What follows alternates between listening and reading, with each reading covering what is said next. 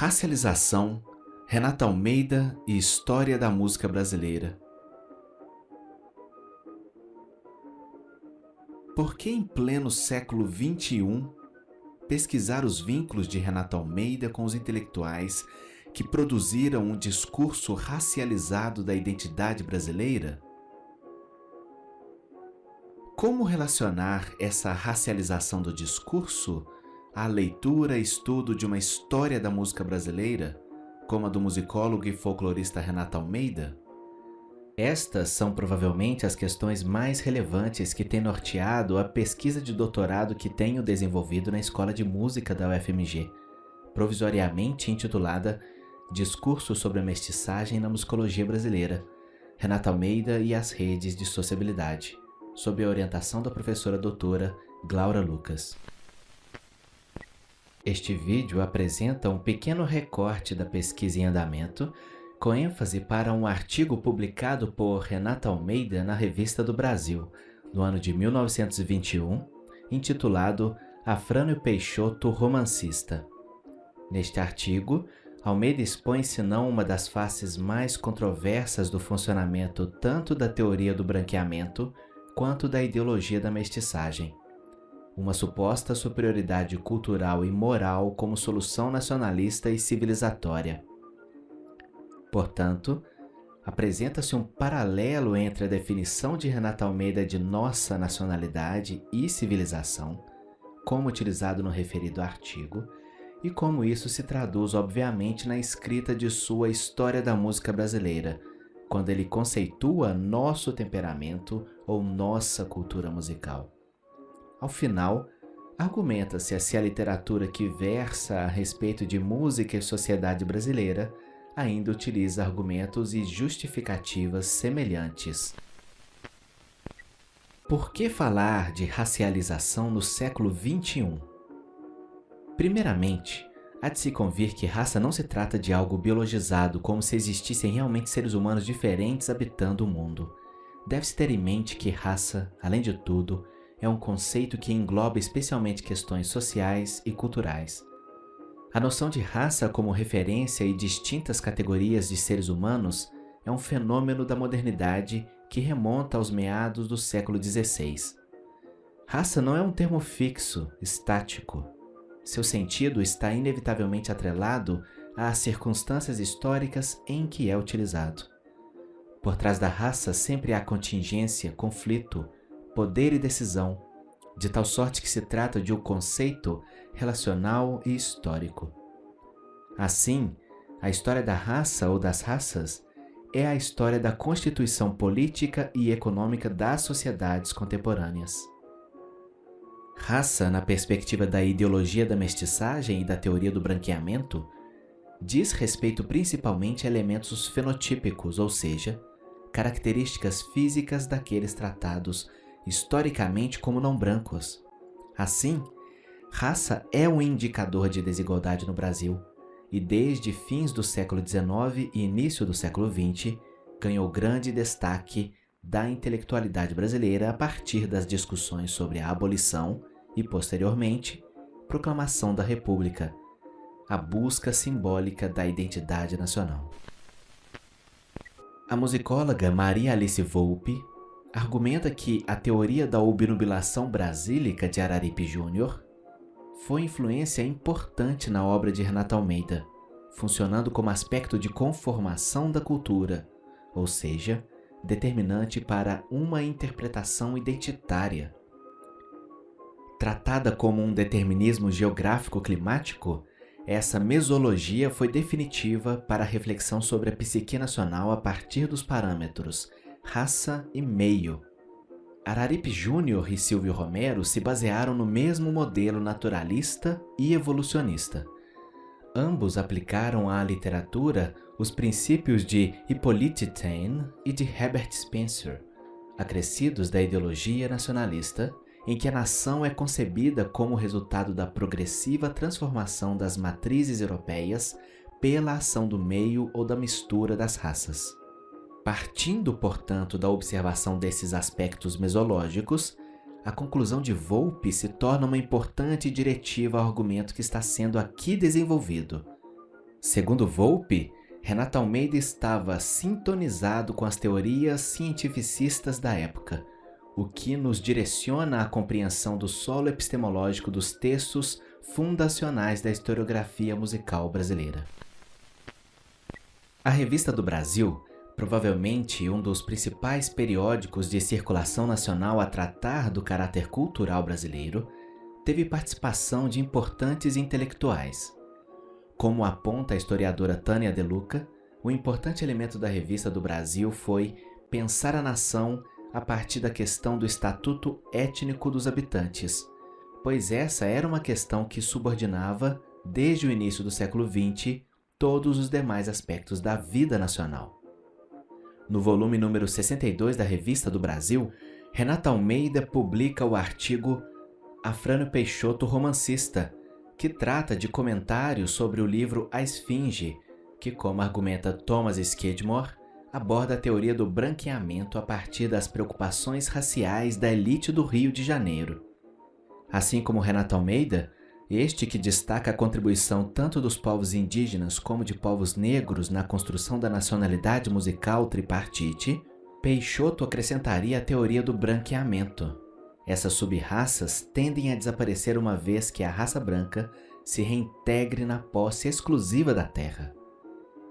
Retomando assim o referido artigo da Revista do Brasil, Renato Almeida, no primeiro parágrafo, utilizou-se do mesmo idealismo tropicalista que será o motivo condutor de sua história da música brasileira, carregada de pessimismo e referência à tal obnubilação brasílica de Araripe Júnior.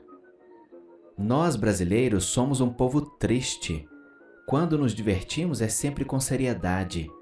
Já têm os psicólogos procurado, e não sem razão, explicar o fenômeno pelo sangue das três raças que correm em nossas veias: o português, o índio e o negro, gente pouco alegre e muito melancólica. A ideia de um ambiente que impacta psicologicamente o colonizador, somado ao caldeamento do sangue e o momento histórico, são os principais elementos para a construção dos aspectos estéticos. Um mundo de influências e interferências, o clima, o caldeamento de sangue, o cultivo e as condições de vida de lugar a lugar, tudo isso que a arte popular reflete refrangendo no prisma de suas intenções, fez com que os cantares fossem variando dia por dia, contornando-se, modificando-se, mas sem perder o caráter básico e definitivo do ritmo.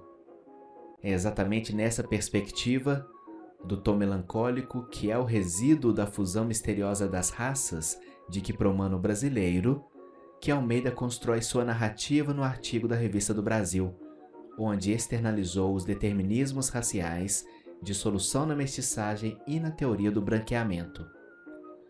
O Brasil precisa ser purificado, e a razão do progresso vir do sul para o norte é que, naquela parte do país, o sangue negro vai desaparecendo das veias brasileiras e uma raça, que não guarda reminiscência da escravidão e de suas torturas, desponta cheia de fé e ingenuidade para a vida que adora.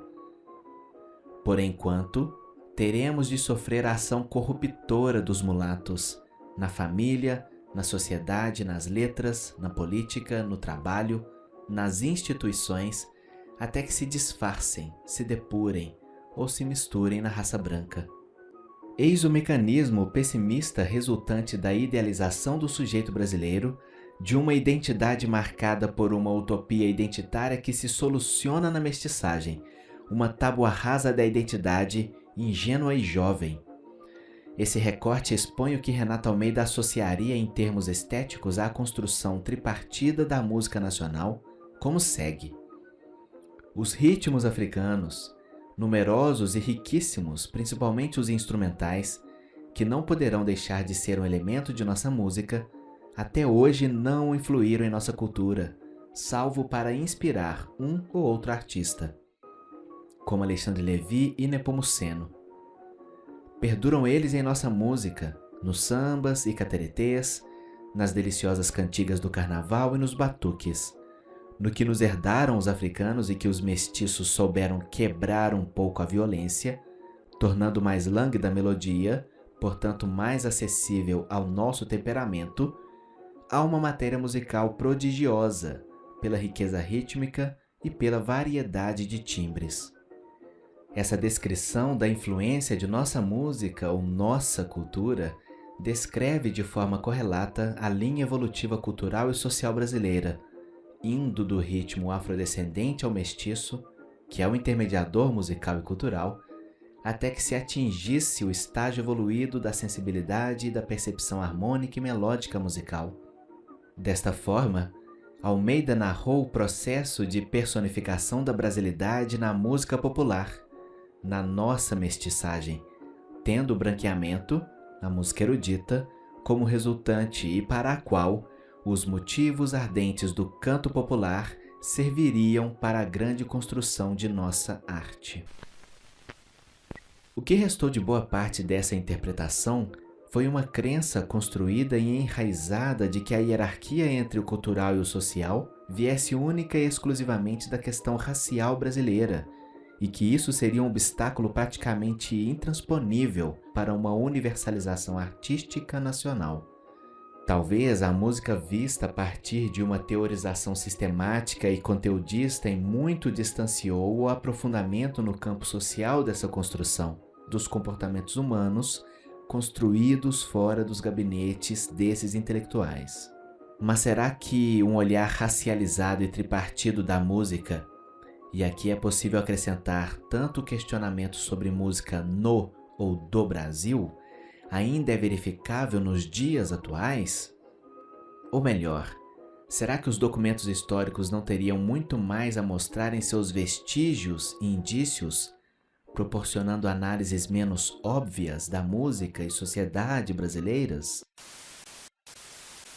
Alguns exemplos no mínimo interessantes se encontram no livro A Construção do Gosto, Música e Sociedade na Corte Portuguesa de Dom João VI, 1808-1821, de Maurício Monteiro.